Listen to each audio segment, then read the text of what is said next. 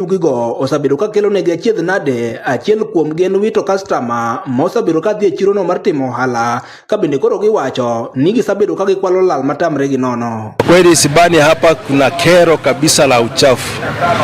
Takataka imerundika kila mahali, hata hapa tuko katikati ya soko ya mama wa mboga na hii takataka imekaa hapa sasa inaelekea mwezi tangu itolewe.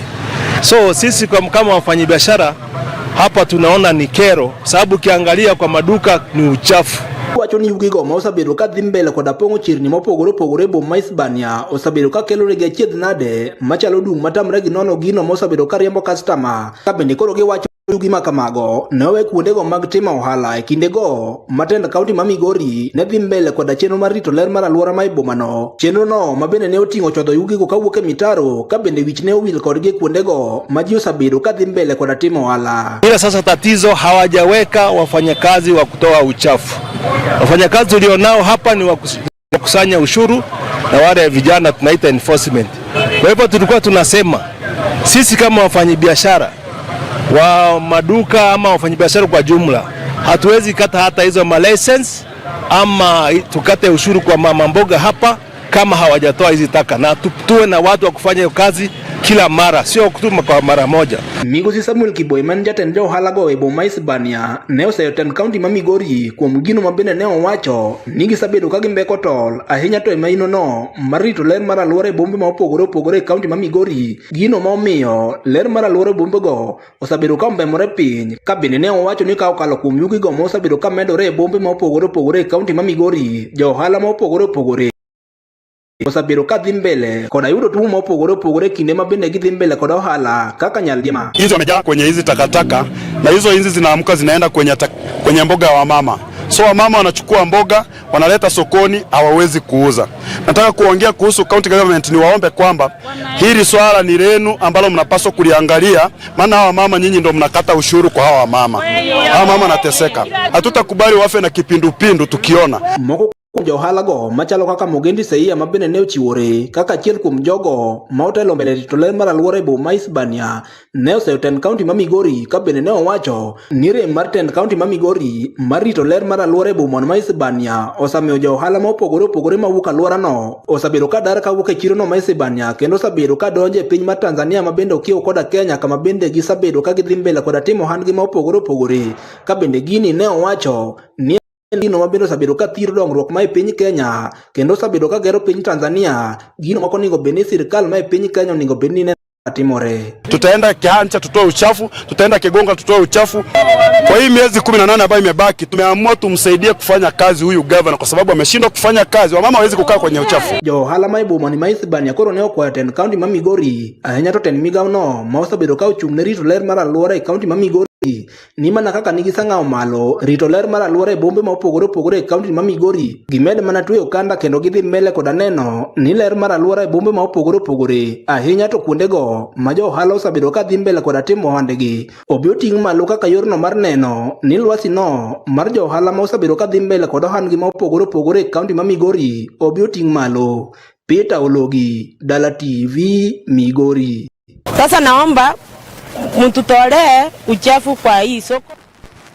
Riwruok moro mar piny owacho mong'ere kaka Stada hoyawo kar tiegruok mar nyithindo manyiri manogamo hie moiw kendo bende gino manomiyo chenro magi mag somo orochore.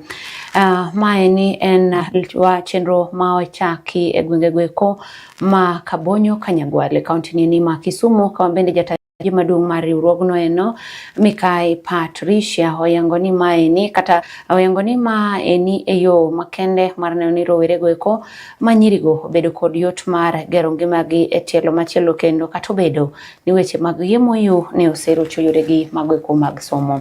E tielo mokwongo mar chenro no eno gikawo nyithindo manyiri maromo kata ma osebedo mine maromo 30 ma bende gibro tiego e yorego eko mag tije mag lwedo mondo giyud kaka gibro konyore e kinde manyime. Wechegi ne osir kendo ne opumo tegno kod ruoth maneno ma Kanyagwal Bonfaz Otieno.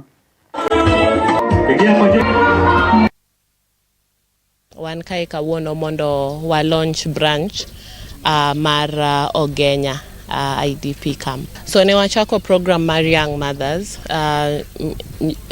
nyiri manonyuol chon So kane wang'iyo gik ma wanyalo timo kodgi, ka wawuoyo kodgi to ne vocational no biro mondo mi gibed gi gik ma skills moko ma gin go e lwetgi ginyalo dhi ma gi chak go alagi or gi chak go kargi mondo mi giyud pesa e mfuko. Kaka ung'eyo ni kae a lot nyiri mang'eny odak e IDP camp, and so iye machon ng'eny. So wadwa mana ni mondo wa empower young girls. Emomiyo ne wacho ni wakel program ni ka kendo onge fees magichulo. So cohort machakre ni ochakre gi 30 young women. Ages range, but most of them gain between the teenage age gi early 20s. Wan gi lekne obed branch maduong' kendo mondo nyiri mang'eny obed gi skills maginyalo timogo gik mang'eny mondo gi empower not only gain but nyaka nyithindgi kendo nyaka ogandagi. The fact ni niyudo ich chon ok mean ni ngimani orumo. Ji mang'eny noyudo ich chon to gise chopo magitimo gik madongo. Kata an machung' kae nayudo ich chon. Nikech onge tiende mondo ka gimoro timre ni tidong' kamodong' no endo. Nyaki aspire ni mondo move, mondo dhi mbele, mondo mi gino chal ka gima en gima koka chwaki mondo tim gik mang'eny. Ok wanyal sudo mbele ka society ka oganda ka waweyo jowuoyi behind. Kore sessions wambe wan gi sessions ma wabet go piny gi jowuoyi mondo mi wawuo kodgi basically mondo ging'e gin be gin gi responsibility mar duoko iego piny, responsibility mar ensure ni gin protectors, ok gin jok ma ema cause harm, but also responsibility mar ng'eyo ni gik machal kamagi ok ber e oganda. Koro wan kaka community wasetiyo kode very close nekech samora mora mwago barasa to gibire barasa, ka gisebire barasa kae to gikaw need mar the people, ka gisekaw need mar the people to waneno ka gitimo. Koro sani to nekech ng'amu puonji lupo to puonji kaka ida chiemo nyaka chieng'. Koro gino mi wan kaka kawuono wamor kochaknwa Ogenya Annex ma en bad stada manitiere Alendu. Koro kelnwa go kama chiegni nekech distance ne bor to jogweng' ni be pi ochapo ma koro ji odhier kendo koro kos masani idwa mi nyithindo 30 tida migi nono maonge chudo ma waneno ka en an open to the community kendo wago erokamano mang'eny ne stada kendo wago erokamano mang'eny kabisa ma chunye ni kik owe nekech gini otimo holistically kech omako kuonde gi koni gi koni. Ka nwuotho gi stada gichako nyiswa ni kata kibed ni mako ich ka pod igani pod tin, mano ok giko mar ngimani, inyalo sudo mbele ma lek magichopa diere. Kanya kamane wachako bire stada gipuonjowa, seche moko ginyamiwa taulo mag ria, pads ne gimiwa sanitary, reusable gi non reusable. Koro kan wadhi mbele kwa wuotho gi stada gi kano kelo courses ka nwamor nikech gima nwageno koro nosechopo machiegni. Koro wambe kaka kawuono chunywa mor kendo wang'eyo ni gima warito kuom aming'a kawuono osechopo. Kapod wago tache kaunti ma Kisumu Ramoga Junta ni riwruok mar jo boda boda kaunti ma Kisumu oseo malich mokalo nek mar nyawade manoeno George Olwande mabende nyocha ne onegi e kind rom siasa manoeno mane odhi timore kaunti ma Kakamega. Kotelegi kod jakom margi Jacob Ogambo, jo boda boda go kodwaro mondo mi piny owacho oketie yore go koma kare mag neno ni arita makare obedo ne jopiny kinde duto. Bende koro gidwaro ratiro mar nyawadgi noeno magiwacho ni ne onegi kaka janjore kata obedo ni pok otudore kod weche mag njore kata matin. And investigative authorities to conduct a swift, thorough and transparent investigation into this matter. Those responsible must be apprehended and prosecuted to the full extent of the law. Justice must prevail. Justice must prevail. As much as we are in broad-based government, Babu Ogweno is also our son, and we should protect him. So we are calling upon the party leader, Oburu Odinga, kindly sit Babu Ogweno down, guide him, talk to him. There is no need to put other people in danger because of politics. As much as we are concerned, we have a bright young politician who have future in politics. So we should not harm Babu Ogweno because of politics. As much as we are in broad-based government, we also have a responsibility as citizens to support our youngs like Babu Ogweno. According to me, naji government, naomba haki ya bwana yangu itimike. Mimi ni bwanangu ndiye alikuwa breadwinner kwa nyumba yangu. Yeye ndio kila kitu kwa nyumba yangu. Kumaanisha sisi pia we are not safe on the other hand. Juu kama mmeanza kuua bwana zetu, mnatuacha hivi kama hatuna bwana. Kuna wazazi pia sasa wazazi pia wanaachwa bila watoto wao, hatuko safe. Na pia tukiangalia direction venye imeanza kumaanisha hata chairman wao pia hayuko safe.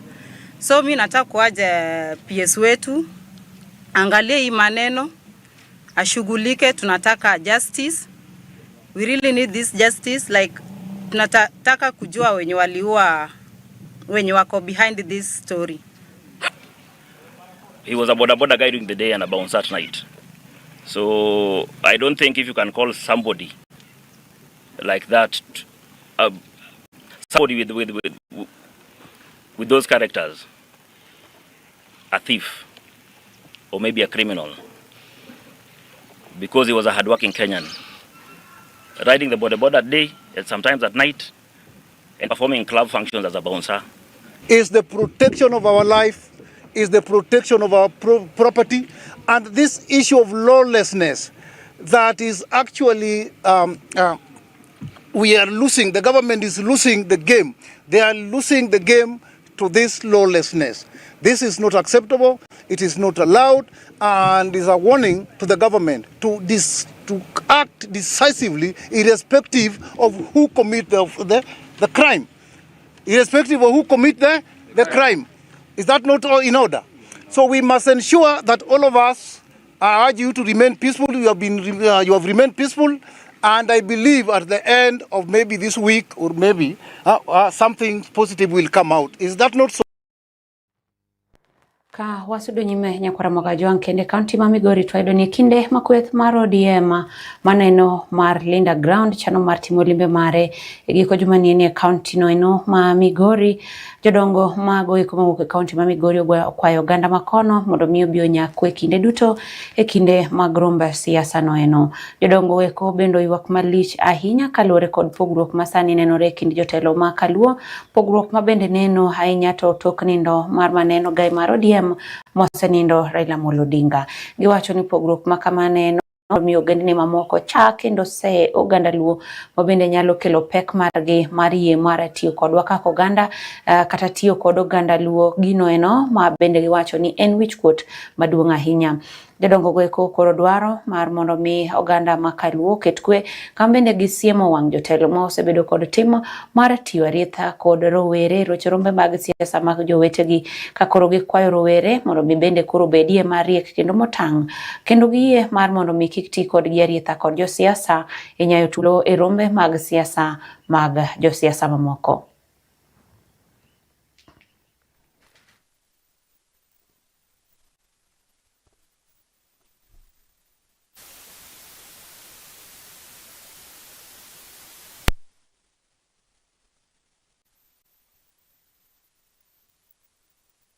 Governing Council, which sat yesterday in Ogweno, we resolved that we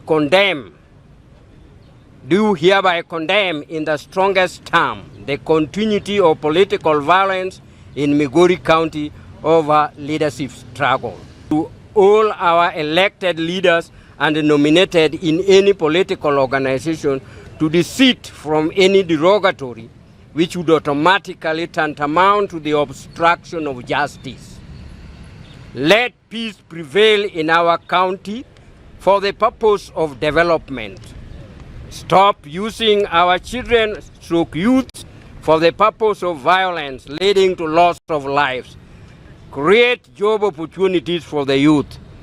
Mimi nimesema kama sisi wasee wa Migori tunaomba amani. Jumapili hii anakuja chairman mar ODM, chairman ya ODM anakuja Migori. Atakuja kupata aibu ama anakuja kuleta report? Kama utaki yeye, usikuje mahali yeye iko. Na kama unataka yeye, kuja. Na kama bahati mbaya amekuta wewe iko kwa hiyo kiwanja, nyamaza. Usijibu, hakuna mtu chukua wewe bibaya. Saa hii tuko hapa kwa kiwanja. Siko watu wanapita kwa sababu hauna nini? Mpango na hisi maneno yetu. Tunaomba governor, tunaomba minister, tunaomba wabunge, tunaomba MCA. Ni kitu tulichagua hawa, tukuchagua hawa kwa beta. Tulichagua hawa kwa nini? Kazi yao ndio tutakuja kuuliza naye hawa alifanyia sisi nini. Usiseme, usifikirie tutarudisha wewe kwa rais. Omba watu wa Migori, wakaaji wa Migori dhehebu mbalimbali ambayo wanakaa hapa Migori wakae na amani. Hatutaki migogoro ambacho tumewahi kuona hapo mbeleni ya kwamba wanasiasa wakitembea mahali hata kienda kwa matanga wanatoka na wakienda huko watoto, vijana na wafasi wao wanapigana. Ka wasudo nyimenya kwa Ramoga Jonto ni duol matayo weche maguodhe kokalo Reru kata Kenya Railway Authority nyoba burumo makende kod jotele county ma Kisumu kaachiel kod duol maneno mochung' ne rango weche mag lope pacho kaeni kaka yo mar manyo yo makende kendo goyo mbaka gi jopiny motelo ne gedo mar Reru no eno manyasani mar SGR mabende biro ger kowuok e boma ma Naivasha nyaka e boma ni ma Kisumu. Romo no eno bende ne welo jotelo kaachiel kod jopiny mopogore kaunti ni ma Kisumu kama bende ne en thor wach mar rango ni gin yore mage ma ibitigodo e chulo oganda ma lopegi ibiro tigodo kata lopegi chenro ma kamano eno biro muonyo.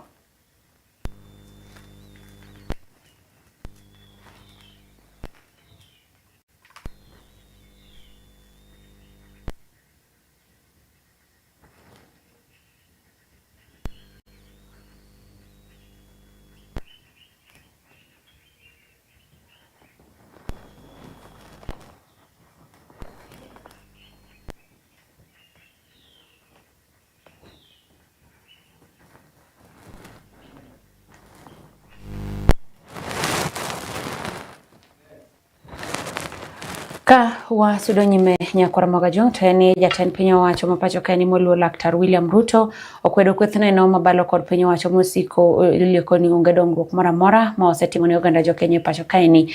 Ka oloso e kinde no eno mabende notimo limbe e chenro no eno mag dongruok e kuonde chung' tebuche magoeko ma Westlands kod Kabete. Ruto ne owacho ni piny owacho mare osechwalo dongruoge mathoth e pacho kaeni e thuolo mar higni 3 ma osebedo godo e apisi kaka jatend piny Kenya. Bende ne oyango ni classes 16 mogen manyien ne jopuonjre skund primary ma Kangemi.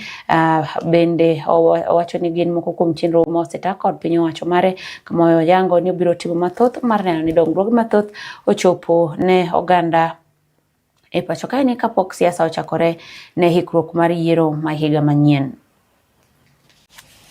Wanapata riziki. Hii manyumba yote tunajenga Kenya, hakuna deni ya mtu tumekopa. Nyinyi mnanielewa? Na mimi nilisema tutakomesha mambo ya kutafuta madeni kiholela. Tumepunguza mambo ya madeni. Tumehakikisha ya kwamba we are living within our means. Tumeimarisha mambo ya uchumi wa Kenya. Tumepanga elimu ya watoto wetu. Mimi leo naenda kufungua madarasa ya watoto wa Nairobi County. Tumejenga madarasa 314. Wabunge wamejenga madarasa 500 ili tuongeze nafasi ya masomo ya watoto wetu hapa Nairobi County. Nyinyi mnasema tuendelee ama tuendelee, my friends? Ka wadhi nyime Nyakwaromoga John to en jagoro mano madun busia samar ODM Edwin Sifuna mabende en seneta ma kaunti ma Homa Bay okwedo wach mar dwaro medo ndalo kod odiochieng' ma onego bed ni iketo e tim winjruok magoeko mag weche 10 motegno mong'ere kaka 10-point agenda mabende en winjruok madun busia samar ODM ne ochopo gode kod piny owacho no mar Kenya Kwanza. Sifuna mane lose od fwambo moro ma pacho kae ni oyango ni okang' makamano en ranyisi makende ni piny owacho okoikore mar keto e tim winjruok ma kamano eno. Nyaka geting e kinde ni wach mar rem keto winjruok koro mag 10-point agenda no eno osekelo pogruok e chung' mar Sifuna kaachiel kod Lange mabende neno ni piny owacho chalo ka gima tugo kod japiny e winjruoge ma kamano eno.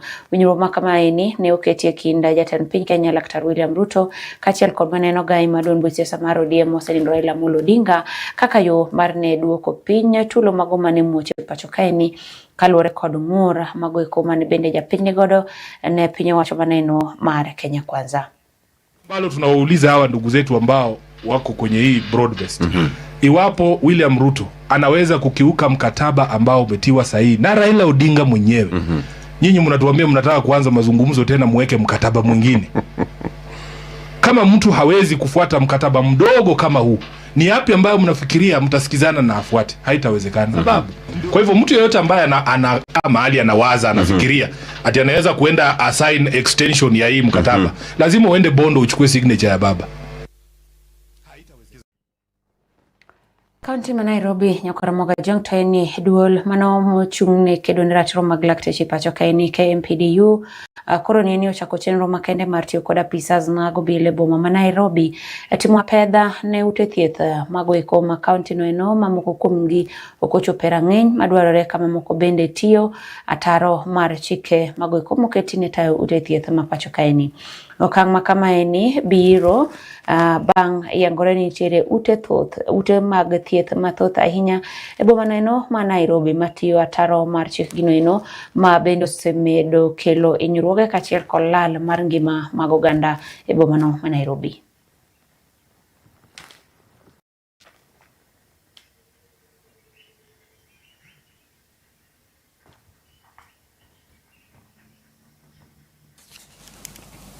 Employee of the council, and as part of our partnership we shall be sharing the lists of legal health facilities across all regions in Nairobi to the county commissioner and his teams to continue helping us enforce those that are illegal to be kept out of the system, because we want Kenyans to receive services only from facilities that are legitimate and have qualified staff to work within them. To give the assurances that we are going to work with them so that we cap this issue of illegal practitioners working in our areas of jurisdiction. We have all the security committees and they have been enlightened on implementation of the KMPDC programs. Kama chielo Nyakwaromoga John to en jatend migawo mochung'ne weche go mag pur kod pith e pacho kae ni Migosi Mutahi Kagwe koro ni dwaro mar mondo mi sirikal mag counties duto mathur kae ni osir chenro goeko ma itimo kod joket mwandu mamoko kaka achiel kuom yore goeko mag ting'o malo weche mag pur e gwenge duto ma pacho ka. Kolose romo mar jopur ma bende ne obagi kod riwruoge mag pur makadho nam chumbi e boma mano ma Malindi. Kagwe owacho ni piny owacho mamalo ok nyal siro chenro duto e sekta mar pur kod atamalo 100 kumano ber mar mondo mi piny owacho magoeko ma counties kaachiel kod jopiny oti kanyakla e neno ni lek mar bedo kod chenro mag chiemo moromo e pacho kae ni obedo kendo chopo kare. And the national government to engage the private sector to come to us. So the same way we are giving land in in Galana Kulalu and elsewhere, ADC farms, prison lands, Kalo lands, that we are now going to land commercialization initiative. I want to persuade the counties to be very passionately involved in attracting private sector into their areas and getting them to work. As you know, cashew nut used to be a huge economic activity in the coast. So we have come here to continue with the motivation of our farmers to continue growing these crops, especially as you know the coconuts are now very old. We need to revitalize them. Cashew nuts are very old. We need to revitalize them. And from Lamu, Cliffy, Kwale, we have been distributing seedlings of coconuts to the farmers. We are truly to revitalize agriculture in the region. We must also embrace digitization as a game changer. The future of agriculture is digital. Digital farmer registration systems can improve planning and targeted support. Kanyono nyakora mogajong chopo giko mar mi weche manyien magoma piny rugodi okinyi ni eni mana kaka pile wasingo mar mi weche manyien magoma timore pacho keni sama gitimore koromo sae wange kaka kangoromo sabiro mar dichieng kidieny mar weche manyien mag diro dichieng ibiro yudo weche mamoko manyien e yora dimba med kete Dala TV nyinga Mercie Ogweno.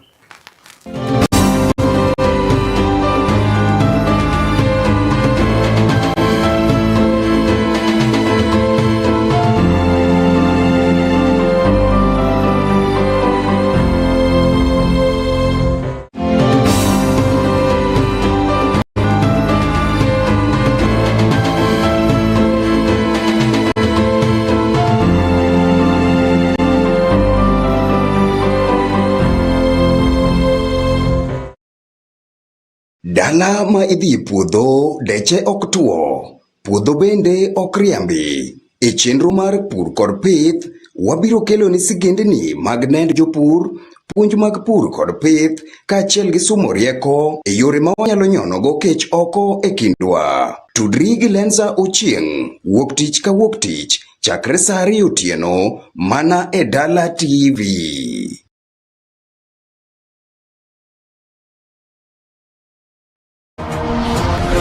Kwaramoga Juang, miyo en ng'at ma ochwe kod chia mamalo. Piny ochiewo kendo sani miyo wuok oko ka kedo e weche mag dongruok ka otayo kendo ojiwo weche somo, gerruok, dak, siasa kod yor ngima maber e kidienje modhuro. Tudri kod Stella Brenda Ochieng, ngeso ka ngeso chakre saa 2 otieno kokelo ni mbaka mine mopogore opogore makelo puonj kod jipo ne nyidendi kod mine mapachoka kokalo e chenro mar duond mine mana e Dala TV.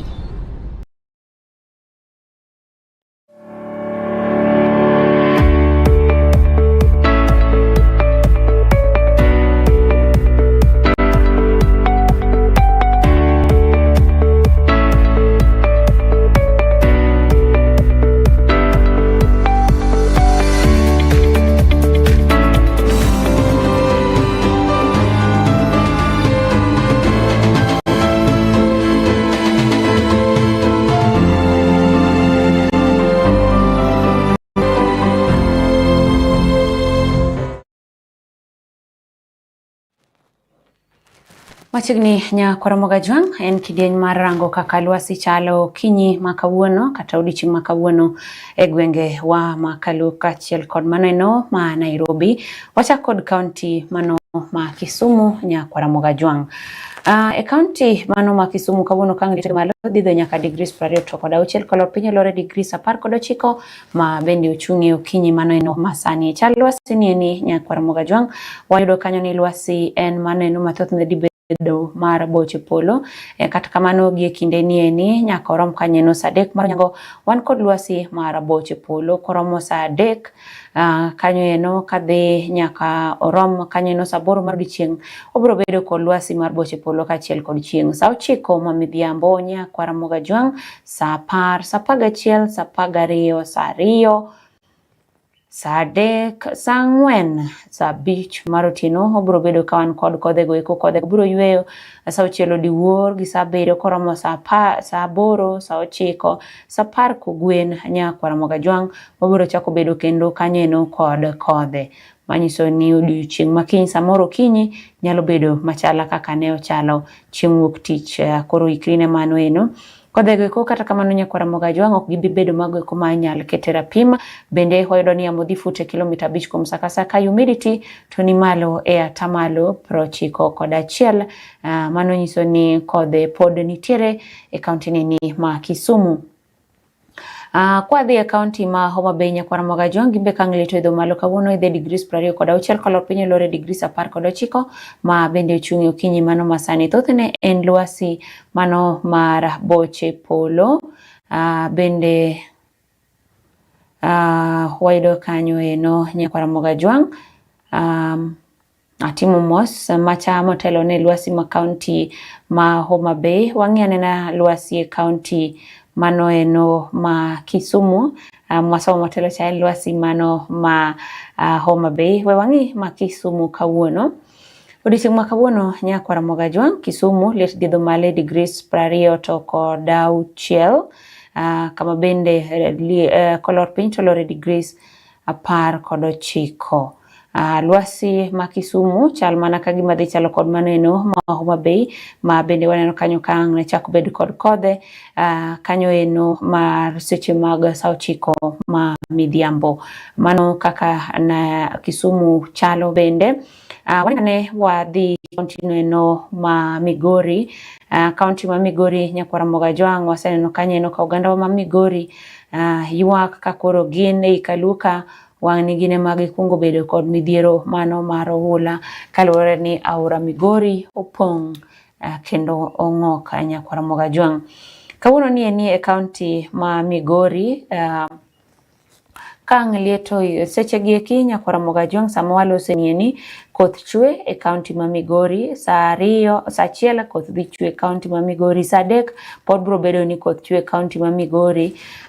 Kendo bende kirango lwasi no eno Nyakwaramogo Ajwang' wado kanyo ni kind saa 4 gi saa 5 bro bedo kod chieng' gi boche polo. Kata kamano kind saa 6 kadhi adhiya kamano nyaka ang' seche ma midhiambo bro bedo kanyo eno kod boche polo. Koro mo saa 2 motieno koth ang' ne chak chwe kendo e kaunti ma Migori kodno eno bro chwe achweya e otieno mano mangima chakre saa 6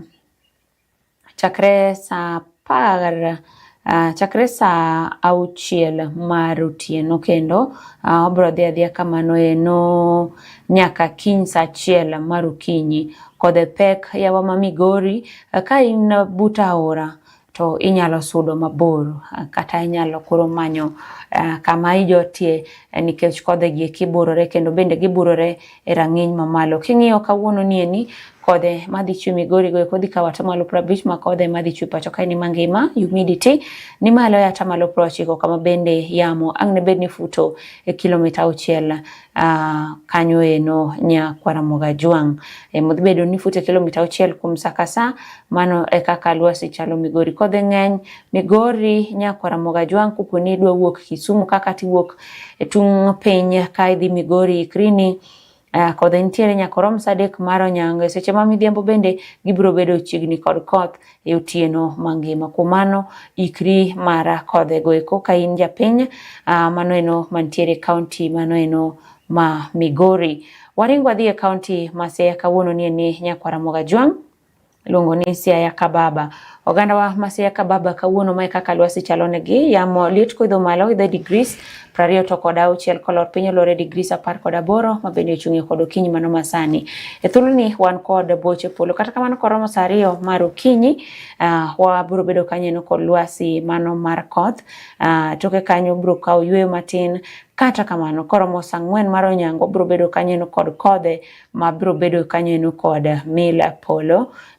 Koromo saa 6 mar odiochieng' obedo kod lwasi mar boche polo gi chieng' kamano eno nyaka saa 7 kata kamano koromo saa 8 kadhi kamano eno nyaka saa 11 ma midhiambo obro bedo kod kodhe. Yweyo nitiere kar saa 12 kende koromo kendo saa 1 mano motieno obro bedo beda gi koth machwe mokrum nyaka rom saa 7 mar otieno.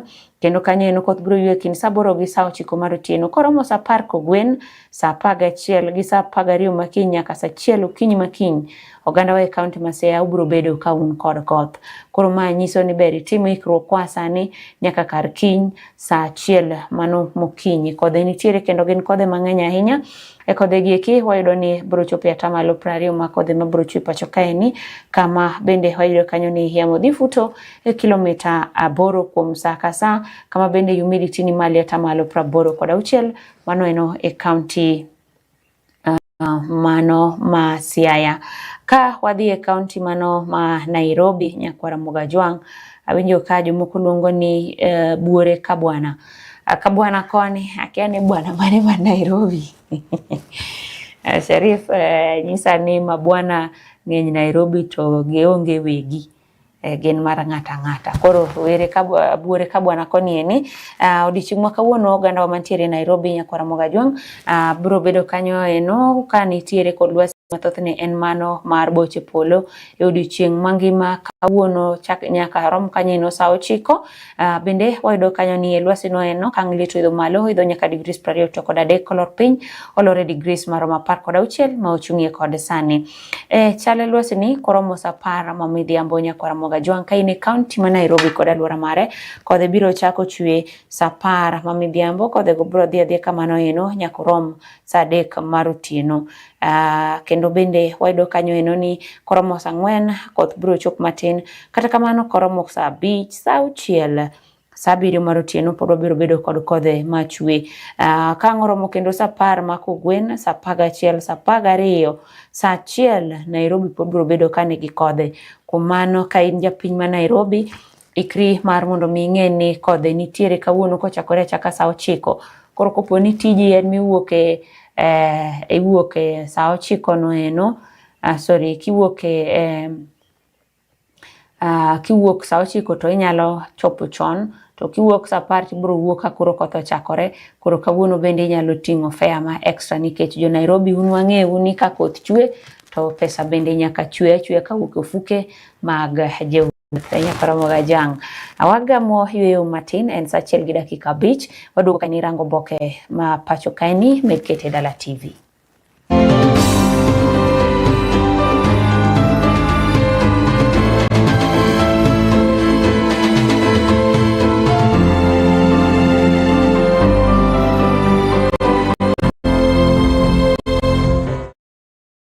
Dala ma idhi puodho deche ok tuo, puodho bende ok riambi. E chenro mar pur kod pith, wabiro kelo ni sigendni mag nend jopur, puonj mag pur kod pith, kaachiel gi sumo rieko e yore ma wanyalo nyonogo kech oko e kindwa. Tudri gi Lenza Ochieng', wuok tich ka wuok tich, chakre saa 2 otieno, mana e Dala TV.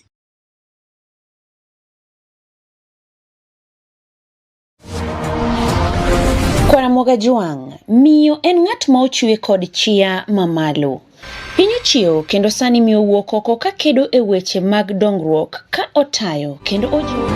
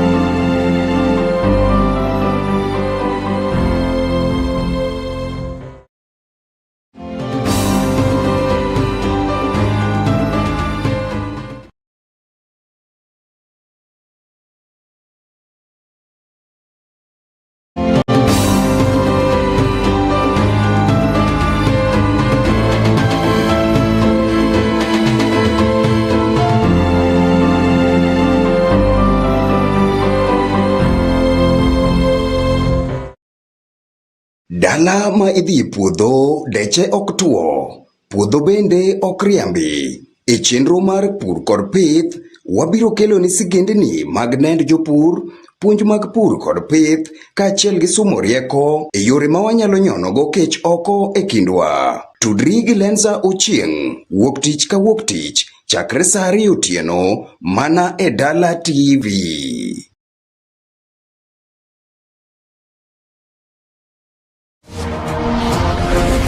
Ogweno, miyo en ng'at ma ochwe kod chia mamalo.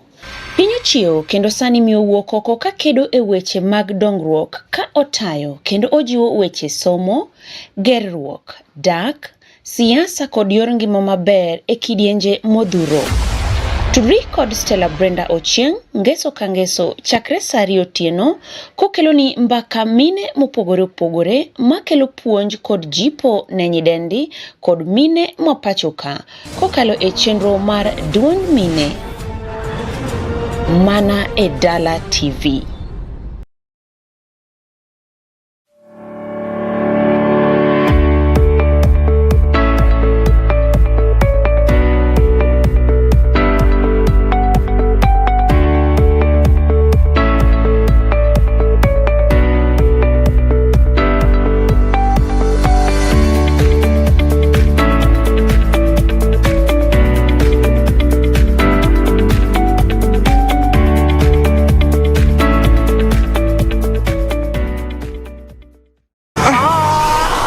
Mi odhi ombagno nikech bagne moting'o pesa.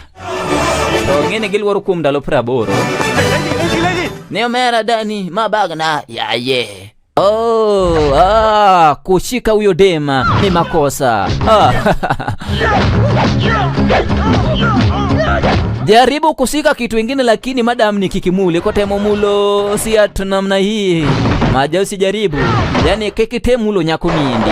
Iyo inamtia wazimu ramcharante jawaza. Medila Abdullah Sono Ben Swalaza Yusuf Idum Kitungu Sauma Abdul Suturu Nyenga Makayo Godo Pilau Wakbar every Friday. Heri ya kuonana. Janeno, wangjowi mar Dala TV ochope gwenge makaluo kachiel kod imbo mar piny Kenya. Ka in gilendo mora mora koting'o lendo mag ohala, lendo mag kuyo, lendo mag nyasi kata chokruok, tudri kodwa e namba 011 822 190 kata e mbui marwa dalatv.org. Dala TV, od oganda luo.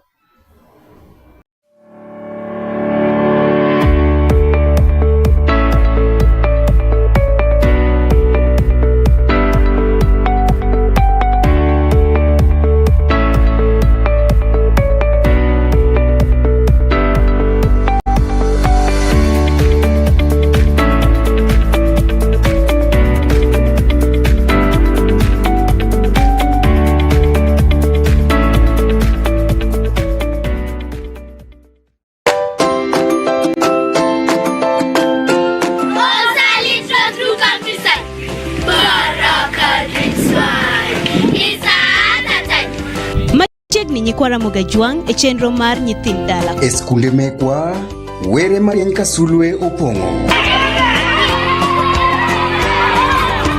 Lek mag ngima makiny miyo nyithindwa bedo gi mbola kod mor. Kochakore e tuke nyaka e puonjruok mogundho. Masiko e chuny nyithindo. Karieny, mor kod olalo mar nyisruok gi gerruok ne nyithindwa. Nyithind Ne wang' jowi mari ne chenro mar nyithind dala. Ngeso ka ngeso, sa 3 nyaka 4 okinyi, kitai gi Kalin Okumu. Mana e Dala TV.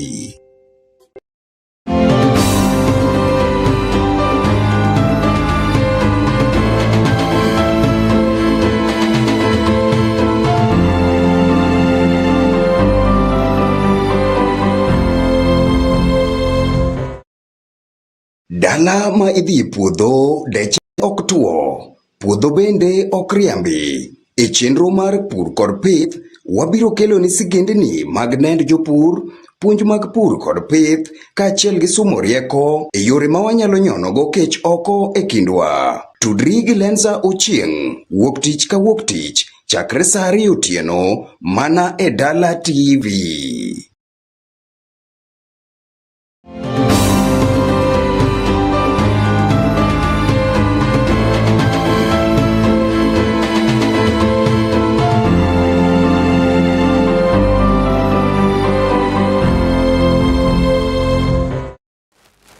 Machiegni kendo nya Karamoga Jwang wadhi nyime yo neno makare ma en kidieny mano mar rango mago kuma tiere boke ma pacho kaeni wantiere kod oboke ariyo, boke mano mar Daily Nation kaachiel kod oboke mar The Standard ma kawuono chieng' tich ang'wen. Juma rumo, dwe bende rumo. Rumo kitam nya Karamoga Jwang. Wach ma wantiere go kaeni wachako kod oboke mano mar The Standard. The Standard. Koso en gadhe and The Standard. Oboke mar The Standard weche momi pek kaeni mana mapiyo piyo nya Karamoga Jwang ka isechiew isetimo maber kabisa en dakika 15 tok saa 1 mokinyi, thuolo maber ahinya kendo bende kawuono sama wedho chiew kaber kama ka in mkulima kaka Vincent Omoro to mae sama idhi go wang'i koni weya akom to joma nochako chon be moko doyo, nitie joma doyo. Chako chon ber nya Karamoga Jwang. Oboke mar The Standard wach momi peke toke kaeni RSF passport shame. A diplomatic storm is brewing after the US sanctioned Allegheny Hamadan Daglo Musa, younger brother of RSF commander Mohammed Hamdan Dagalo for alleged genocide, weapon procurement and financing parliamentary operation in Sudan. Shockingly, US records show that he holds a Kenyan passport, raising questions about how a warlord secured the official document. The revelation threatens to intensify security over Kenya's past engagements with RSF. Aero lisemwalo lipo kama lipo njiani laja. Koro yangore kaeni wan kaeni kod tipo mar jatend piny Kenya Laktar William Ruto, kaen kanyo kod General Mohammed Hamdan Dagalo mabende notimo limbe boma ma Nairobi. Kanyo koro owadgi bende oyud kaeni ka eluongo ni bende nitiere kaeni kaka koro kelo penjo mathoth ahinya. En gi Kenyan passport ma bende penjo ni to ere kaka chich ma jonjore maduong' kama neno ne nyalo akwaya passport mar piny Kenya. Mano wach ma lich ahinya kendo bende koro miyo piny Kenya bete to e weche go mag tudruok kod kwethno mar RSF ma bende osemiyo pinyno mar Sudan obedo kod kwe nya Karamoga Jwang. Ma wach momenye ite mar 4 mar oboke nini, ite mar 2 mar The Standard. Little to show despite governor spending 4.6 trillion since 2013. Mano wach mantiere kanyo Parliamentary think tank notes that poverty levels rising as counties spends more. Yangore ni counties tiyo kod omenda mathoth, kata kamano dhier medore ameda e counties mathur kaeni, despite the fact ni nyaka ne devolution chakre pacho kaeni higa mar 2013 counties osetiyo kanyo kod omenda maromo trillion 4.67. Mano wach malich ahinya. Jolony called for tighter oversight on spending by counties. Tighter oversight ni gik moko mwa waneno kadhi mbele kacho chande mag Public Accounts Committee ma dwaro ni governors obed accountable for what they have used and why they have used pesa mopogore counties. Mano wach miyude ite mar 2 boke mar The Standard. Ite mano mar 3 boke nini father wins right to child's name in landmark ruling. Court rules mother cannot decide child's name. Father's rights protected legally. Stepfather ordered to provide daily care and financial upkeep for the child. Anyway, so imagine raising and guiding and providing for another man's child, yet she does not carry your name.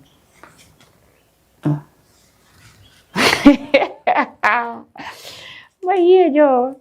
And now imagine seeing your daughter only 2 weekends a month for few hours, your name appearing on the birth certificate, while her stepfather shoulders the day-to-day responsibility of what? This is absurd. Ne, Chikiti. Koro at glance, court ruled that the biological father's name to be entered on the child's birth certificate. Okay, he was granted access to the child from 9 to 5 p.m. on the first and third Saturdays of every month. Now, the stepfather directed to provide all child's needs. The girl's father said he had cohabited with the girl's mother between 2019 and 2020, but they fell apart when she was pregnant. Dispute and the magistrate court.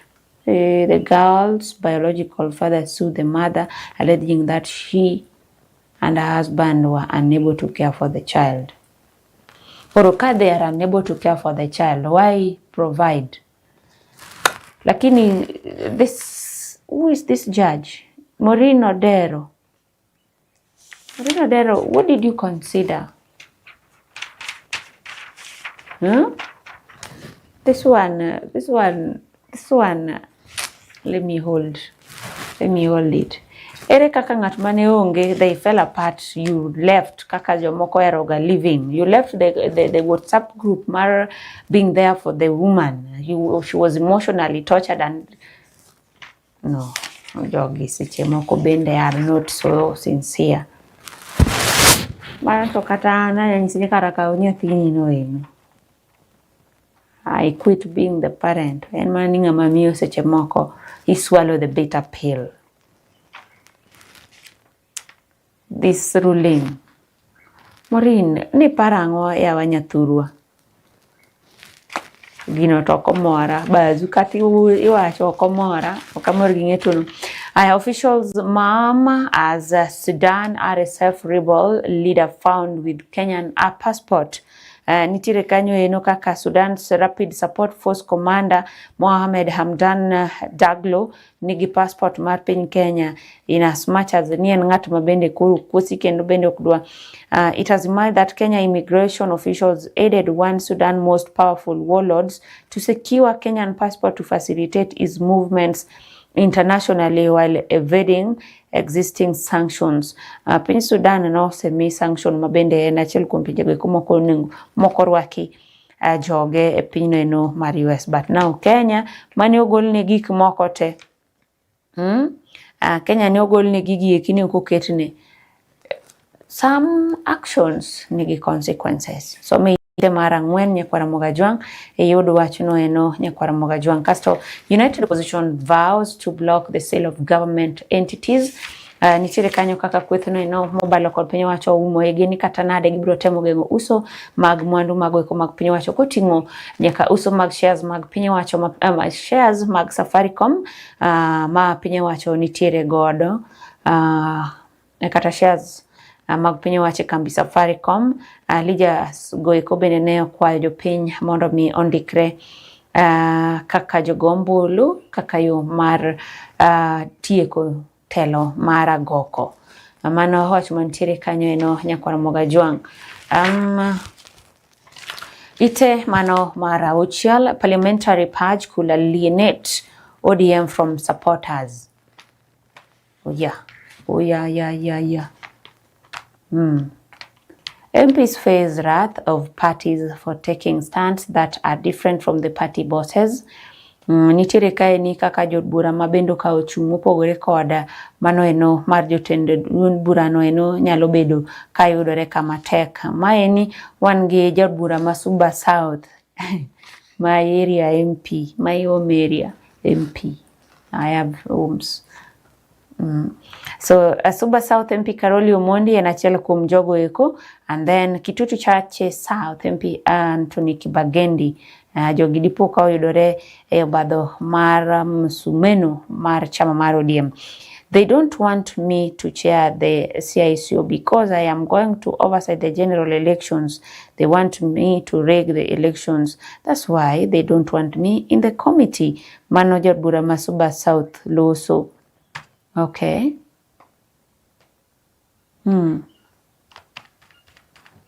Okay. ODM has traditionally been a coalition amassing support from 3 voting blocks, namely Ukambani, Western and Nyanza region. But with the purge, key leaders from the regions other than Nyanza, it is significantly limiting its support base.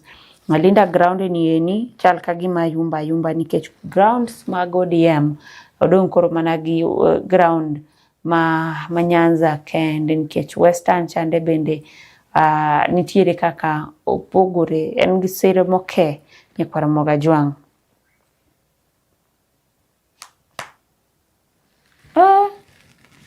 Now wow, Homa Bay MCAs ousted from committees after misting PS Omolu. Seriously? The simmering supremacy battle between Gladys Wanga and Tyria PS Raymond Molo has taken a fresh twist after former Bay MCAs removed from House committees for allegedly meeting Dr. Molo. Hey, ya jowa dhano koso kidi weka mawe. Mano wach mantiere kanyo koro nitiere MCAs ang'wen mawuok e county ma Nairobi nyakwara Mogajwang mabende ne nitiere kod positions e committees mopogore opogore. Koro ni to yangore ni ogolgi e committees go eko tok ka quote and quote nine giromo kod jagoro ngirore migao mar arita ma pacho kaeni Dr. Raymond Omolo. Magi wich kuot ma jodongo ma Migori wacho kande. Some actions are just mag how is this a problem? Okay, for me I don't understand. But anyway, mane gima nitiere ni MCAs ang'wen ne oriembe e committees magisebedo ka gibetie wira nyocha ne giromo kod PS Raymond Omolo. Magidong siasa magdok chien jo kama. Koso, it described the removal as illegal. Some of the colleagues who were not happy when they saw us with the PS Omolo. PS, what did you do for them? According nitiere kaeni, the affected MCAs otingo kanyo Boaz Kiri ma North Kabuoch Ward, Tony Otieno ma Arojo, Vikins Bondo ma West Kasipul kod Pauline Omogi ma bende nominated MCA. Koro jogi ekiwo embe umewakata.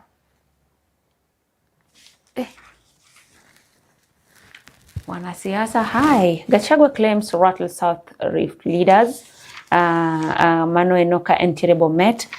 Former DP claimed Ruto and the local leaders had abandoned the region. Mano wachmantiere kanyo Enoke no bende ose kakoro jo area leaders now accuse Gachagua of trying to divide Kalenjin community. Nyalo paro nyocha kaeni manen jalup jatend piny Kenya machon Rigathi Gachagua wacho kanyo ni Ruto oketo mana maino mare chwalo dongruok Nyanza kanieni to jothurgi ma Rift Valley to Jwang. Koro jo Rift Valley go wacho ni bwana wetemo pogowa, wetemo wacho no weche madwa pogowa. Winjo kaka dhano wuoyo mariek, ng'ama wuok ni adieri owewa onge to un kaluoka. You are the most wise people. What's wrong with you? Yawa jotendwa makalu. What's wrong with you? What's wrong with you? What's the problem? Police bosses director marakona ni jogo chalo nyithi kiye ma wuon gi notho kanigi mwandu mang'eny to ng'ato ka ng'ato kare nitiere kaka nyocha ai mwandu moro koro en larruok. Tudwa laruru nyaka karango. It is hurting jo piny mabende ni geno mathoth kuom kaka jotelo. Police bosses ODPP trade blame on why hate mongers go scot free. Nitiere kanyo eno kaka jotenda pisas mag obila kachiel kod apiso eno mar office of the mano mar ODPP yango kanyo gimomiyo jogo eko mabende weche mag manyalo seyo tule kindo ganda dhi nyamonge maonge okang' mokaonegi. But why? The National Police Service and the Office of the Director of Public Prosecutions are engaging in blame game over the handling of hate speeches as the country gears for next year's elections. Mano wach mantiere kanyo, gin koro sani gikawo seyo gi yieyo ne jomoko kanyo eno. Wameshindwa kazi. When things are bad, we say they are bad. When they are good, we say they are good. Senators press more comment over police brutality. Otere kanyo kaka jatend migao mar arita ma ipacho kae ni Kipchumba Murkomen osok wang'e ahinya kod senators mathur kae ni ewi teko mathoth ma pisas mag obila osebedo godo katiyo godo kuom jopiny. Nyocha nwago mbaka mar police brutality kata tembego eko mamono. Timbe mok kare ma waseneno ka pisas mag obila timo. And King Yokaini Kajiado Senator Seki asked whether the police had been given shoot to kill orders. Nikech koro gin gichela magina aoyae kumja piny mabende is not armed. The Interior CS said police officers are currently undergoing crowd management training. Okay. Kwani yok gitim ga training mar crowd management sama gin ga training? They are not trained for this. Yeah. MPs criticize PS Bitok over missing sessions, leadership failures. Bitok ni eneo sewachi ni koro to PS yom sawa sawa migape maotele mano mar somo yulo kendo niga chiedh nade mathoth. So ite marapar koda ariyo ka wantiere kod pach jondiko gi goro mano mar cartoon. Goro mar cartoon kaini nyakwar Mogajwang. Hey, Goro mar cartoon ka NCS should quit if they can't stop politicking. Joten migepe moero siasa, gidara migepe go eko gi resign mondo migiduoge siasa fully. Ma endiko kaluwore kod what has been seen gi joten migao mano eno mar weche mag mwandu mag lo alias Joho, joten migao mar weche teke pacho kae ni Junet Mohammed plus many more. Mabendo seneka kauchung mago kumag siasa. Once you are a cabinet secretary, which mag siasa itegorigo completely. Aya, egoro mar cartoon kanya kwa Mogajwang kawuono piny owacho roll out chanjo. Is it? Do we say chanjo? Okay, let's just call it chanjo mar kute magayaki iluongo ni lenacapavir. So king'eyo kae ni ne tiere dwaro mar jopiny mondo mi ondikre bende kaka jogo bul. But foleni ni ndefu sana kumiri chiwe HIV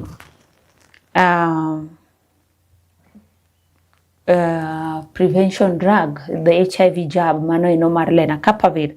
Dhano riedo ka kiluwo mbuiwa mar Dala TV ebro yudo kanyo kanwa ketu ni gigo monengo ing'e kapok idhi pango line ni abas biro ka miya uru lenacapavir no eno adwa dhi e pap kamano ramotegno.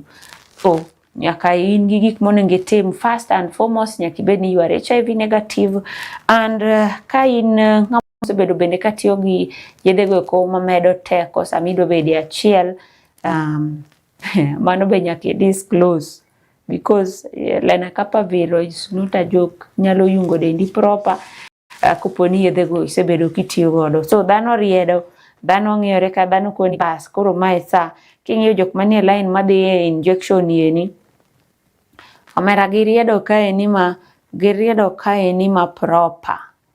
Moko bende buonja ni bas koro papo yaw. Papo ko yaw ng'ane tuoche mamoko ma kere kata malandore kuwuok ir ng'ato nyaka ng'ama chielo lenacapavir ok bi geng'oni. Koro kata kidhi e ute thieth mago eko mag piny owacho mabende chiro ni ibro timie bed king'eyo ni yande lenacapavir itakusaidia tu kuzuia virusi vya ukimwi peke yake.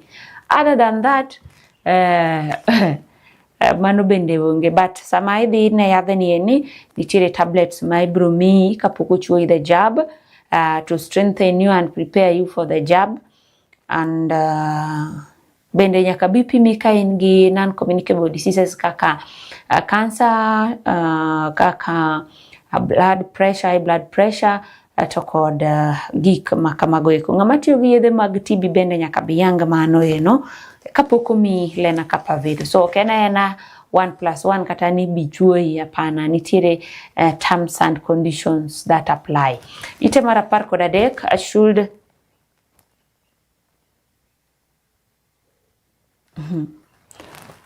should Sifuna vie for presidency in 2027? Nyakora Mogajwa ngabe wapenji. Edwin Sifuna nengo olarkom. Yes, why not? He's a Kenyan, eligible for that matter to vie. Nitiri kanyo mano ngamogo yes no weekly for Chieng, ma is a PR practitioner. We need generational transition. Mara jotelo mabende tindo moromo telie ne Uganda. From his leadership record is shown me he can lead. Castro Mudhoni mabende is a political commentator. No, senator has limited experience, very limited, to guide this country entirely. Mano eno ukokanyani, I think Sifuna is identified more as an ODM operative and not critical player in national politics. Okay, mano Mudhoni Erosi okoni maybe konyalo temo 2032 will be ideal, but for now I enjoy what is enjoying.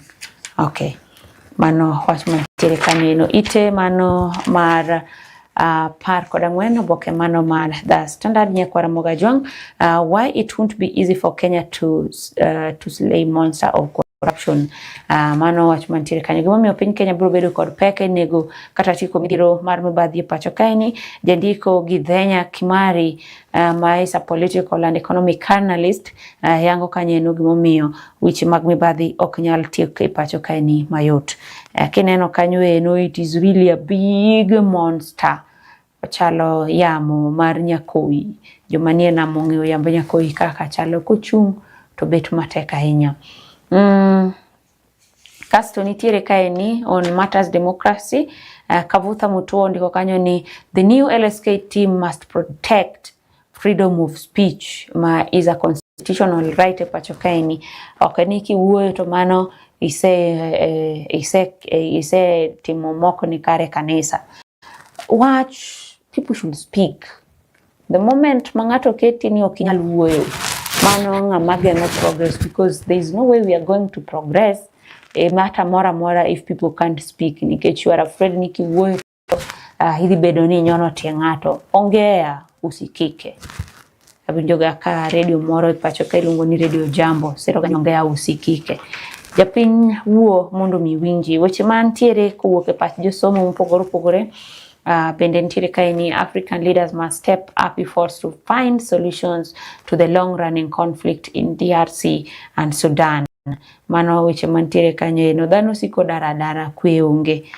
To koro wambe kwa chako ni wadwa gore kiwan kama ni eni. Maka ng'ato timo to en mana koro lokore adui to ken adui nyang' mheshimiwa bet maracha hinya. So mano wach mabende nitiere kanyo ka oboke mari mondo mine artificial intelligence good, bad for university students.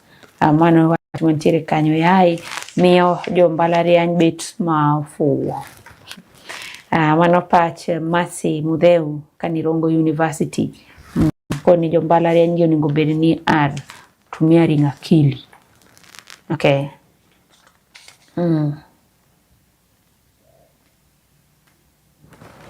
Wacho mar from the Beb. Sifuna building a new political force. King'iyo kanyo, is Nairobi Senator Edwin Sifuna building a new political force. Mano penjo ma Standard openjo. Kasi king'iyo kaka dhano duoke Stings Okwara. We will petition him to be on the ballot as president candidate.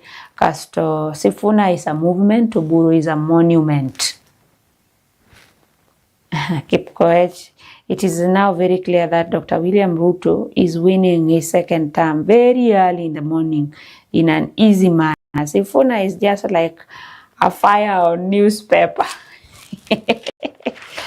Hey, Manopaja Penya para Mogajwang. MPs accuse principals of abusing grade 10 placement for capitation. Manu ntire kanyo eno seyo kaya ni mabende kori seyo godo jupunje.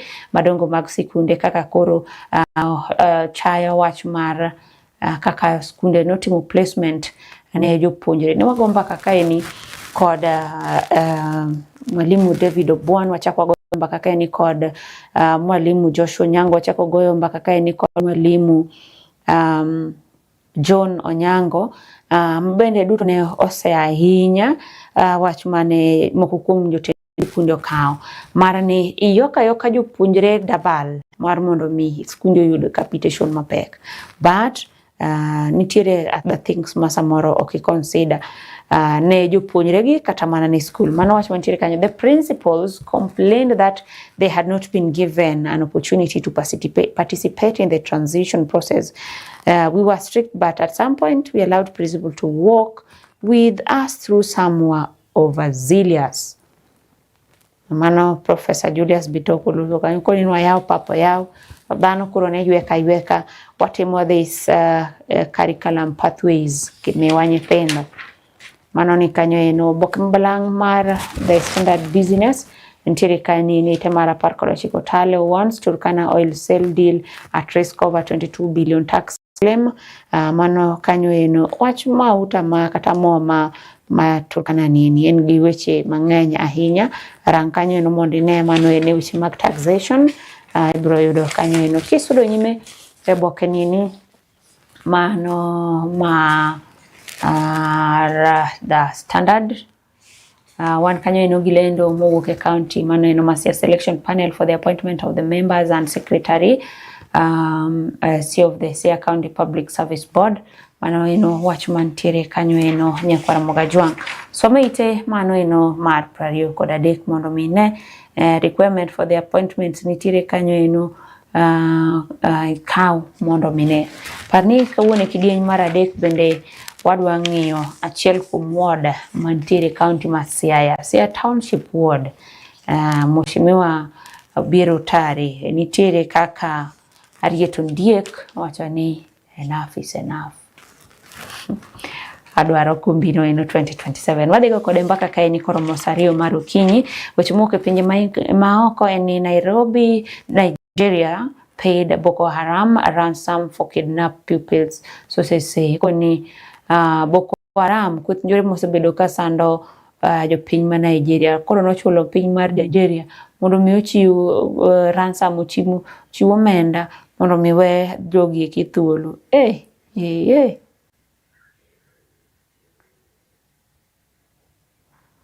Kendo Boko Haram bende ochako we thuolo.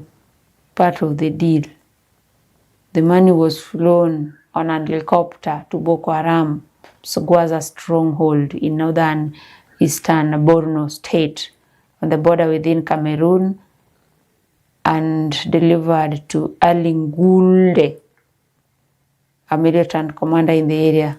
And watch mantiere kanya eno. Matek manade Nigeria kon. Kenya Galand koro jonjore miyo kaka itimo kaka gidwaro.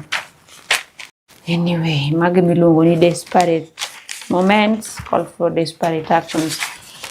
Kisudo nyime mar boke ni wan kilendo mago eko mag tuke ite mar 37 kani DCI arrest Hapless A+ to extend and beaten league. Mago eko tuke go eko mag basketball. Nyakwara Mogajwang som kanyo no mondo mine is ma basketball volleyball. Volleyball. With new rider Azeli now heads for the Jaguar in Safari Rally. Nitiere kanyo eno Azeli ni Ishmael Azeli and his navigator John Ngugi ikore kanyo eno ne tuke mag Safari Rally chakore dwe manyien tarik 12. Koro he's going to do this with his Jaguar. And by the way, Jaguar mamweshimiwa cha nodhiga kani. Jaguar, are you available? Or they silenced you? Jaguar, inanga wapi? Toko boke mar the standard Nyakwara Mogajwang. FIFA boss reassured about World Cup in Mexico. Mano ntire kanyo eno World Cup. Mano wang ni Nyakwara Mogajwang. Ibita ebo mama Mexico City. Koso City. Wache ni kidwa wacho kizungu mabero. Kiwache ni identity. Wache ni identity. Koro city boki wache ni city. Wache ni city. Kisumu City. Wayu matinie kwa Mogajwang wang'io boke mar Daily Nation toke manok med keti kakodwa.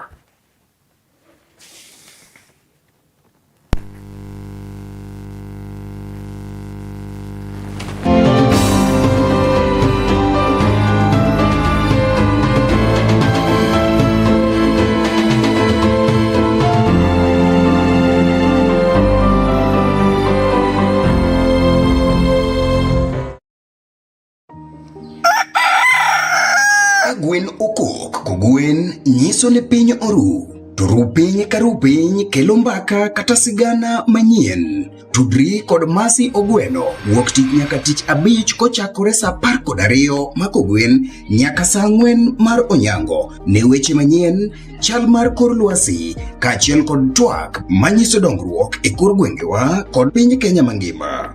Gin mbaka e weche siasa, somo, thieth, dongruok mag piny e kind weche mamoko makelo lokruok makare e kind oganda. Tich adek ka tich adek to wagoyo mbaka e weche mag tudruok e kind oganda kaachiel kod dosruok, to kata kamano tich abich to in kaka japiny iyudo thuolo makende mar twak e weche masako it e juma e kidieny mar duond oganda. Dala Kogwen e Dala TV ok en mbaka e weche motimore, to en mbaka e weche mamulo ngimani. Dala ma idhi e puodho deche ok tuo, puodho bende ok riambi. E chenro mar pur kod pith, wabiro kelo ni sigendni mag nend jopur, puonj mag pur kod pith, kaachiel gi somo rieko e yore ma wanyalo nyonogo kech oko e kindwa. Tudri gi Lenza Ochieng, wuok tich ka wuok tich, chakre saa 2 otieno mana e Dala TV.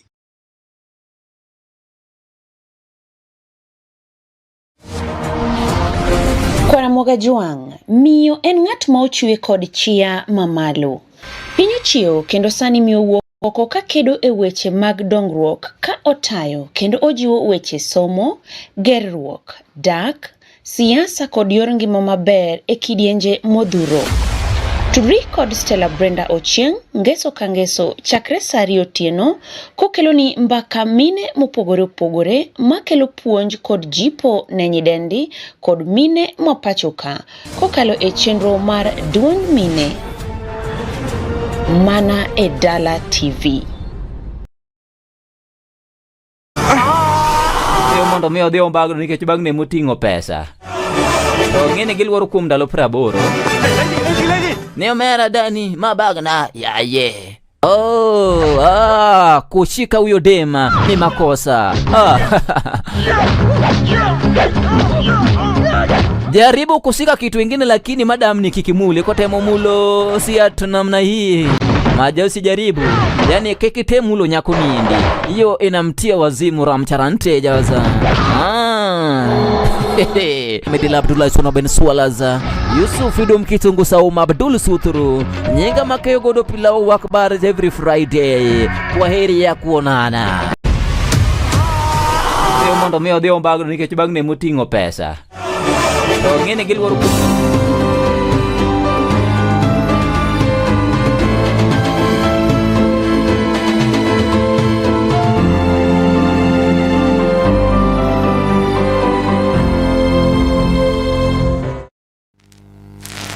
Machiegni kendo nyakwara Mogajwang wang'iyo boke mano mar Daily Nation.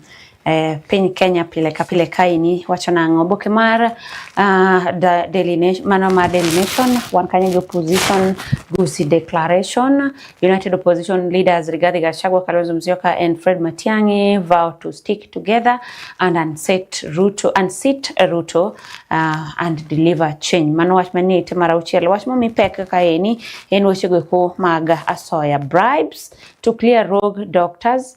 Ultimatum. The Medics Union has demanded immediate dissolution of the council. Mano watch mantiere kanyweno. The Kenya Medical Practitioners and Dentists Council is tasked with carrying out impartial investigations into complaints of negligence following the death or maiming of patients. But the regulator is now facing accusations of demanding bribes, with errant doctors who play ball getting away with a slap on the rest as families are left to wait for elusive justice. Mawach mantiere ite maradek. Jok monego bedni koro ne wasomo kanyo weche manyien ni gidhi chaka pedha mager ne ute thieth mago eko ma ok odwore kod chike mapacho kaeni, but koro maling'ling yango ni gin gieki makadhi gitimo magieki to konyisgi ni bwana wami gimoro matin to gikawo gimoro matin at the expense of japiny ma samoro rito justice, kata japiny maro mabende seche moko bro bedo ka duogo pitia mago eko ma ok kare nyakwara Mogajwang. Mano wach mantiere kanyo eno kawi boke mari mondo mi ine wachno eno eitenini mar 2 kod 3 Ruto Uhuru season 2 duel unfolds 2027 re-election kata election kaini ayangore ni piem ni mane kind jatend piny Kenya machon Uhuru Kenyatta kod jatend piny Kenya masani Dr. William Ruto. President William Ruto allies are linking his predecessor Uhuru Kenyatta to a growing opposition to his government, suggesting that the 2027 election could set a replay of their rivalries in the last polls. Dr. Ruto can't believe that Mr. Kenyatta is assembling the coalition against his re-election, citing the installation of Kalonzo Musyoka as Azimio party leader to replace Raila Odinga, who died last year in October, and Matiang'i Jubilee to be deputy leader. They also see his hand in the factional wars engulfing ODM. Yeah. Siasa haria, siasa tialala, kuso siasa tibim, kuso siasa power. Ite marario en watchmano ma mudoduel vano mar KMPDU. For close 3 years, it was the best kept secret until it wasn't. An 11-minute audio recording which would confirm the very institution tasked with protecting Kenyans from medical negligence had put justice on sale and started circulating on WhatsApp groups where doctors are members. In the recording, Kenya Medical Practitioners and Dentists Union or Council official is heard demanding for 500,000 bribe in return for a slap on the wrist for a doctor who had been found guilty of negligence. Asoya, bona you are acting so many people. Why are you wicked? Koro magi jotelo ma KMPDU monego bed ni kedo ne ratiro mag oganda nikech health koni nie mach. Koro KMPDU official nitiere kanyo kaka nodwaro mar mondo mi omiyo omenda maromo 500,000 eka mondo mi owere kod bura kata ketho mane omako laktar moro mane obedo charged with negligence. Lakteche ni giteko mar rito ngima kata mane kaka gikawo oath to protect lives. Sama gibedo negligent to life is lost. So kar mondo mi kaw ne ng'ato chik tiyudo ka Mr. Brian Odhiambo was told to pay for a pint of blood.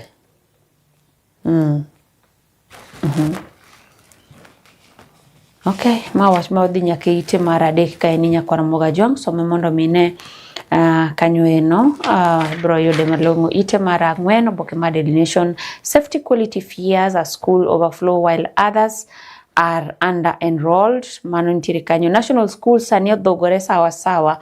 Nyalo paro kaka wagomba kakod mwalimu Joshua Nyango mar Golden Elites.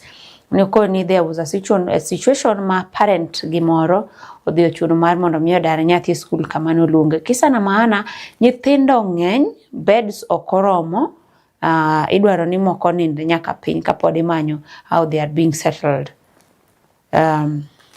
Linet Aluoch Pamba Nyasiaya nowacho ni each lach nodwa nego kal tako. So seche moko wanting too much is risky. Wanting too much, we never get satisfied as human beings. But seche moko koro ing'iyo ni too much of it becomes dangerous. Sama koro safety mag nyithindo gieki gin congested, taking care of them becomes also a problem.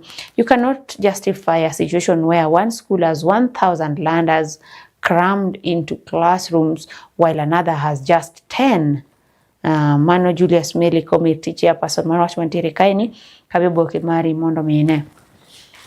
Koro watim nang'o after mtendi osechopo. Nyithindo gieki obed redistributed skunde ma nyithindo te ni. I think ni onego manya criteria moro ma itimo godo placement kata distribution mag nyithindo the moment magiwuok e junior school ka gidhi e senior schools, mondo we don't see other schools dying, and then skunde ma bende onge gi facilities midwaro gi. This congestion could be ni janyuol neno ni skul no kanyal tere nyathina because of ABCD, and samoro school onge laboratory.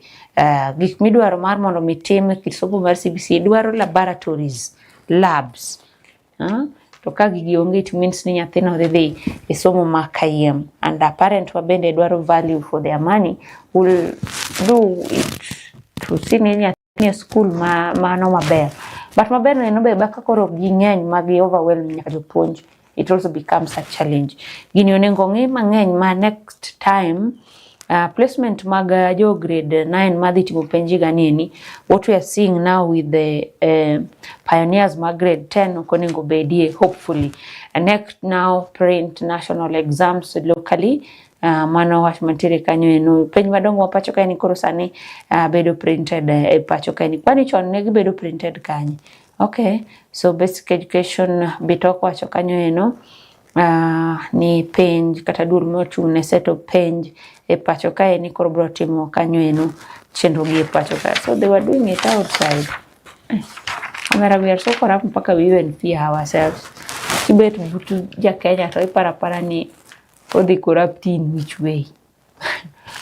Opposition leaders now about to remain united. Mano wach mantiere kanyo enu. By the way, nyakwana Mogajang, iparo ni kweth mar united opposition bro makore kamae ni kaka gimakore sani ni nyaka 2027. Mano wach mantiere kanyo ka boboke mari ma Daily Nation irangi e ite mano mar Birio kaeni is Uhuru Ruto season 2 fallout unfolding ahead of 2027 election. First off, mano penyo mantiere kanyo eno kisomo toko boke ma Daily Nation waido kanyo eno ni moko kuom jotelo modo korka jatend piny Kenya Laktar William Ruto Phil ne jatend piny Kenya machon Uhuru Kenyatta ema ochung' motegno mar neno ni ok oyiero Ruto kende tielo mar ariyo. Mano wach masome ite mar abiriyo. Ite mar aboro, why MPs have stalled IBC tower plan. Som kanyo eno gimomiyo mano eno bende ntiere. The 1.5 billion uchaguzi central bid stalls 8 years on mid security and most concerns. Mano kanyo eno wach mantiere gni aboro mosekalo duol mochung' ne tayo weche magiro kotong'e pacho kae ni mar IEBC ne dwaro mar mondo mi gerne apise mano eno mar uchaguzi center. Kata kamano nyaka gethuolo ni eni awana koro som kanyo gimomiyo jobura pod ok otimo negi kamano eno. Kasto bende nitiere kanyo eno kaka koro jobura godwon gi piny kae ni MPs raise concern over hotel near Nakuru State House. Nitiere kanyo eno magawa mantiere but State House Lodge ma Nakuru nitiere kaka ok omi jood bura kwe. Som kae ni mondo mine, you must move and stop the construction of multi-story building near state houses and lodges such establishment poor security. Achich biro to pondi hotel to ong'eyo mana ni ang'o matimore kacha to study to kuchwa to jatend piny Kenya ka ni lodge no to kakodhi. Kata mana ma Kisumu kae ni nitiere gigi en mabor gi gik mamoko. Uchung' kar kende. Anyway, mano wach mantiere kanyo eno. But now who approved ng'ama also ne that person land no eno, and who approved building? Don't they know what the law says? Anyway, waero gatimo gik moko very last minute kata warito manyaka pipukre kwatem mar kaka jo Kenya. Very bad. Castro bende nitiere kae ni ODM party has formally explained its decision to remove Nairobi Senator Edwin Sifuna from Secretary General position, citing months of miscommunication, skipped meetings, parallel political initiatives, and public statements that spewed confusion. Ita mara pagariyo nyakwara Mogajang. So mkanya itoke kocha hibro yudo gimomiyo Sifuna iriembo. Kaste ite mara pagariyo kapapada no kama na Sifuna no. Ino Sifuna must seize Obama moment awaken Kenyans. Mae ni ntiri kaya ni koni Stephen Gashai ni neno ni as at now Sifuna ni Obama moment. Mana kaka Obama no tere penye Amerika kocha chande. Gi speed no. Maesa. Hey, all right. Goro mar Katun nitiere ite mar 13 kaachiel koda pach jondiko Stop Reign of Terror by Border Gangs. Nitiere nyoro nwago mbaka nyocha. Yes, nyocha nwago mbaka kae ni kod SG mar Border Association Kisumu County. Noyango kanyo ni gin achiel kuom okenge magiketo gin yango ni maya ng'ato to ma ok ng'atwa. So kionge gigo to you could be considered a goon. Paro ni magi gin initiatives monego bed niketo kod piny owacho malong'o.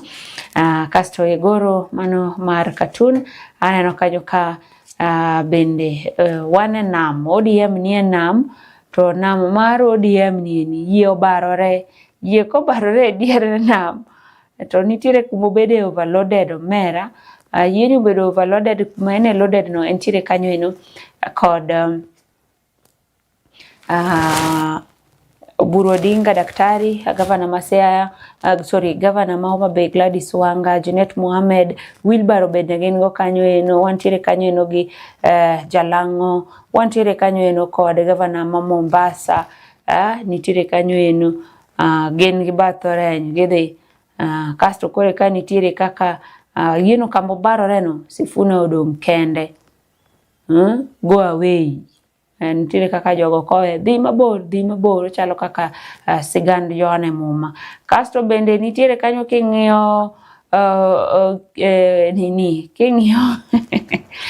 king'iyo Kenya Kwanza samane nitiere kanyo kaka idwa tich Rigathi Gachagua. Ente mano riembe to embe ka no riembe ni to dhi gitie gari mar Kenya Kwanza achiel. Kenya Kwanza kosebedo ka nigi yot mar ringo. Kitiri odonjo, Kindiki odonjo kanyo eno. Koro Gachagua ni bende kano nyis ni go to dhi gitie gari achiel. Dhi oweyo ka gari no ok nyalo ringo maber. So it means mar Kenya Kwanza chanen gari to mar ODM ni mar ODM ni en yie. Koro yie ko barore gi ediere. Ng'ama dwa dhi kwa to en ng'a? Hakuna. No one is safe. Ubaro yie gi ediere ni edier nam. Modo mathis no ok nyal ko okwang nyaka loka. Kech nitiere ke shape ma yie nyaka bedi nyote mtazimia. Anyway, jagoro mar Katun wuotho medi ndalo. Ite mar 14 weche mowuok kuom josomo mago ma opogore kanyo eno. Fund Free Education for Future Prosperity. Mano Ezekiel Kipiegon kani Nairobi. Mano mantiere kanyo eno wach mar neno ni somo bedo mano ne pacho kaeni. Poda neno ka opar nyakwara Mogajwang. Kasto odiochieng' ma kawuono higa mar 2000 to kod 2001 mane en jaod bura ma Kabete Paul Muite who spoke to John Kaiser 3 weeks before the Catholic priest's death is questioned by Kenyan police, American FBI.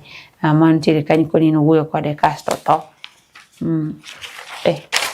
Okay. Openye bwana in kanye dangwaro mie to kare in koni senyiso jogo ni konyo. So jok magoga simu ng'eni sasa migo simu to ini bedo last caller kata ng'at mowuoyo mogik you become a suspect when death becomes sudden. Mano ni tiere kanyo eno nyakwara Mogajwang. Aneno kanyo weche mag counties how meeting with PS Omolo put legislatures committees seats in peril. Mano county ma Homa Bay kocha chande ntiere MCAs mang'aro mang'wen mabende kombe gi mago mag committees manyocha gisebetie koro nyisgi ni out ni inje. Mano wach mantiere kanyo eno nyakwara Mogajwang gi lit to bende mit.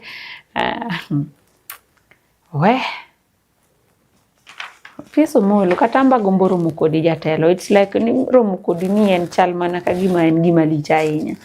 I would love to meet you jatelo. Amba rome kodi. I feel how it feels to meet PS Omolo. Chal Sasako Junior. Can you hear me? Mana hane kanye. Wechi moko pinje maoko nitire kanyo Trump address offers little hint on change in cause. Mano watch matire kanyo poll suggests that many in US are dissatisfied with the current state of the nation, his leadership style. The America yuako kocha matam rege no nyakwara Mogajwang. They are dissatisfied. Mano ni kanyo onge kumo yote. Ayite mar 23 kontiere kanye na kod weche magola. Egg prices climb 20% on high feed costs. Nitiere kaka chiemo magweko. Oh, by the way, an egg retail at 20 shillings. Kisumu ka tong achiel siling 20. Koro nengo mag chiemo mipidho layers oidho malo, mamiyo nyaka the price has also gone up. Tem pidho gwendi. Japur moro nyocha romo okoni an apidho rea, apidho aloda, apidho gwenda, apidho ringa.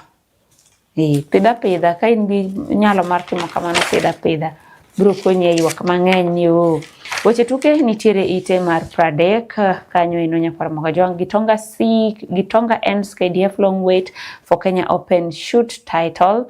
Mano nitiere kanye no kume chome chomo target te yudo. So the last time KDF won the crown was 18 years ago as Kenya Police dominated championship. The police no nyalo gugini koro wang'ni to jalwenye moyude koko chomo target to lengo ma proper. Kare ma be en tugo pieme go bonde kata chomo target. Okay, iluongo ni open shoot. Ni kanyo eno. Weche mag tuke. Manchester United plan wins profit says official. Joman yuchio nade. Manchester United nyoro ne oyudo kanyo ohala in the second quarter of its cost-cutting measures began to bear fruit through the lower sponsorship. Some kanyo eno mondo mine. Alright, Casto Kipchirchir looks to recapture title mago tuke mag Eldoret Marathon. Arankanyo no mondo mine toko boke ni mar Daily Nation polutingo weche tuke nyaka dhong nitiere kae ni Elizabeth and Diego of Kenya exchanges punches with Jolly Mwaka was mara DRC adhongore kae ni mia paro nyarwa luo Conjestina chieng' mera rumo be kitam ndire mane Conjestina wiko bende nen diere ndi ma mon manyuol to ne chako ma nyithindo ni konje. Adire nono gima miyo pok uchako ga jok moko. Anyway, mano en timine ni gichako ga chaka. Chieng' moro naneno ka Father Ojam gimiyo ni to nyathini niluongi ni ng'a ni Demon. Kare nodwa wacho ni Desmond. Yawa. Omiyo pastor go kuris satan. Watiko noro mar oboke gi kanyo nyakwara Mogajwang. Wang'iyo chenro machielo kama bende wadonje twak machiel kachiel toke manok kod Mheshimiwa Harriet Ondiek kama bende en jal makoro sichung kendo wuok kumotegno mar biro laro kom mar Siaya Township Ward. Okuo kanyeno ni jatelo manie komno gi sani Mheshimiwa Obiero Tare tich osetamo kata bende osekoro tiyo moromo. Osudie e kombe mamoko weye komno eno ne telo mar ng'ama miyo. Wagomba kano eno toke mano kunyisa ni usechopo machiegni e studio ka med bedo kodwa.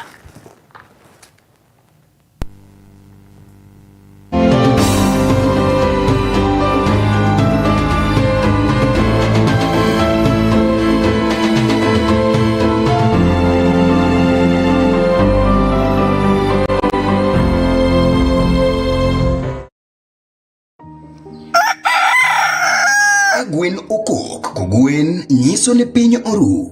To ru piny ka ru piny kelo mbaka kata sigana manyien. Tudri kod Mercie Ogweno wuok tich nyaka tich abich kochakore sa 12 ma Kogwen nyaka sa 4 mar onyango. Ne weche manyien, chal mar kor lwasi, kaachiel kod twak manyiso dongruok e kor gwengewa kod piny Kenya mangima. Gin mbaka e weche siasa, somo, thieth, dongruok mag piny e kind weche mamoko makelo lokruok makare e kind oganda. Tich adek